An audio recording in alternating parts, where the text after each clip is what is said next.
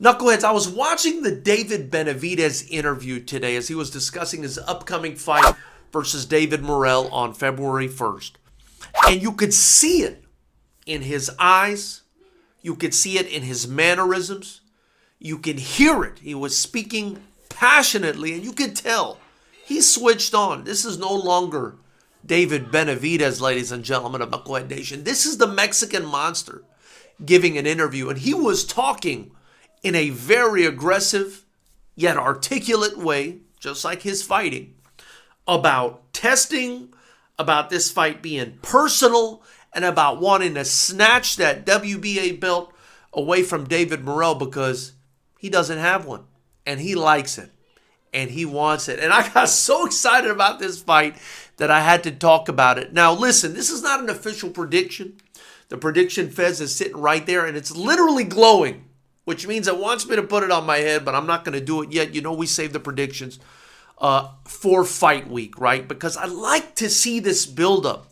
There's a lot of heat between these two guys, and I want to see the buildup before I give you guys a solid prediction, which I always do on fight week. But I have started my analysis to determine who I think is going to win the fight. And the way I do that is I go through boxing history, through the cobwebs that are underneath this fez, and I say to myself, who are two other fighters that fought each other that are similar to this fight that I can use as a barometer? Who can I compare? What fight can I compare to this fight to come to a good decision on making my prediction? And it hit me. It hit me out of nowhere, but it was right under my nose, right?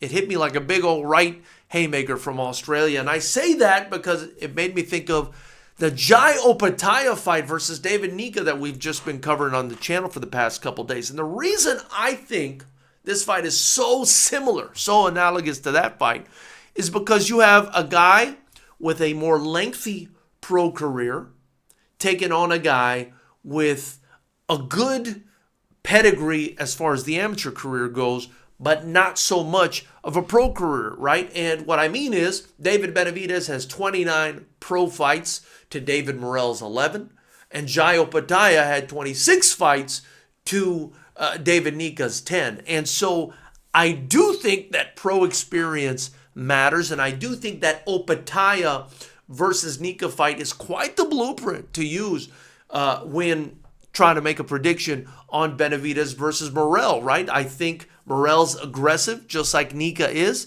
despite not having that much professional experience. But I also think that that is aggression, intelligent aggression. That is David Benavidez's wheelhouse, and that is certainly Jai Opetaia's wheelhouse as well. They're trying to get in there and get you out.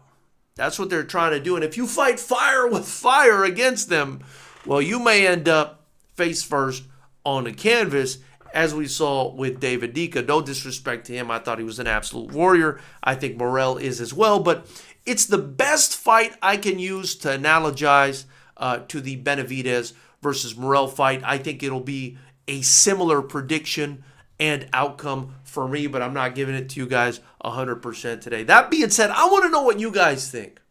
What do you guys think happens in this fight? Are you as amped up about this fight as I am? This fight, in my opinion, is going to be crazy. I love the Mexican monster. I enjoy David Morrell as well. Let me know in the comment section below what you think about this fight. After you do so, like this video, subscribe, and join the channel. Join Knucklehead Nation.